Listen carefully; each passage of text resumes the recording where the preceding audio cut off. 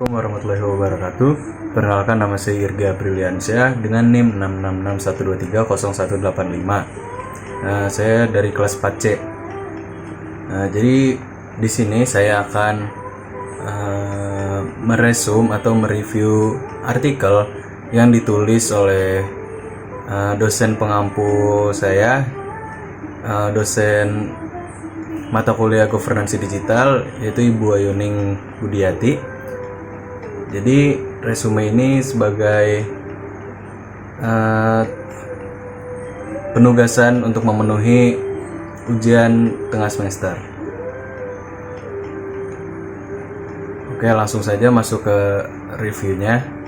Jadi saya sudah membuat mind map untuk resume ini dan berisi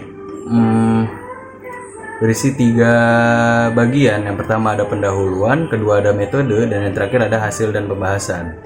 Kita langsung saja. Artikel ini berjudul Implementasi Kebijakan RT/RW dalam mewujudkan RTH publik di Kota Tangerang Selatan. Yang pertama yaitu pendahuluan. Peningkatan jumlah penduduk dan aktivitas sosial ekonomi di Kota Tangerang Selatan menimbulkan tekanan terhadap ketersediaan ruang, khususnya ruang terbuka hijau atau RTH. Undang-Undang Nomor 26 Tahun 2007 mewajibkan penyediaan minimal 30% RTH dari total luas kota. Namun realisasinya belum optimal. Implementasi rencana tata ruang wilayah atau RT/RW sebagai kebijakan strategis dalam mewujudkan RTH publik masih menghadapi berbagai kendala. Terdapat 4 permasalahan utama yang menjadi sorotan dalam implementasi kebijakan ini. Yang pertama yaitu kurangnya ketegasan dan peran pemerintah serta pelaksanaan kewajiban dari pihak swasta. Yang kedua yaitu keterbatasan lahan di pusat kota. Dan yang ketiga, terbatasnya alokasi anggaran pemerintah. Lalu yang terakhir, yang keempat, RTH belum menjadi program prioritas dalam pembangunan kota. Oke, lanjut. Yang kedua yaitu adalah metode. Penelitian ini menggunakan pendekatan kualitatif deskriptif yang bertujuan untuk mengeksplorasi dan memahami makna di balik permasalahan sosial dari topik yang diambil.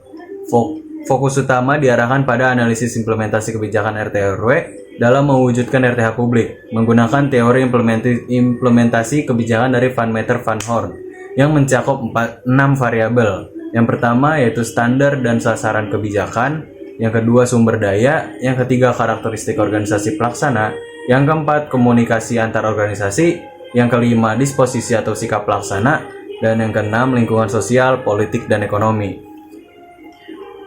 Oke, langsung kita lanjut ke hasil dan pembahasannya. Yang pertama dari variabel standar dan sasaran kebijakan.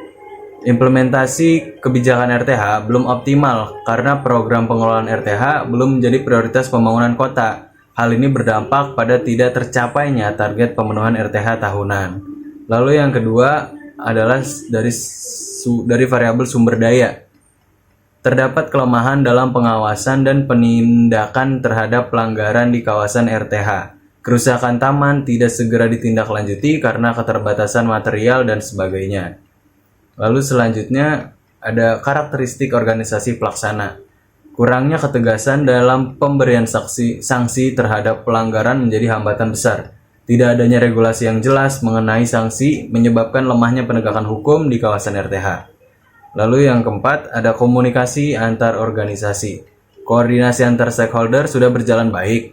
Masing-masing telah menjalankan fungsinya dalam perencanaan dan pengelolaan RTH. Lalu yang kelima adalah disposisi atau sikap pelaksana. Ditemukan kurangnya kedisiplinan pegawai serta minimnya pengawasan terhadap fasilitas RTH. Lalu yang terakhir atau yang keenam yaitu lingkungan sosial, politik, dan ekonomi. Dukungan elit politik terhadap kebijakan RTH dinilai masih rendah, sehingga mempengaruhi alokasi anggaran dan pelaksanaan kebijakan di lapangan. Oke, mungkin sekian hasil resume atau review artikelnya.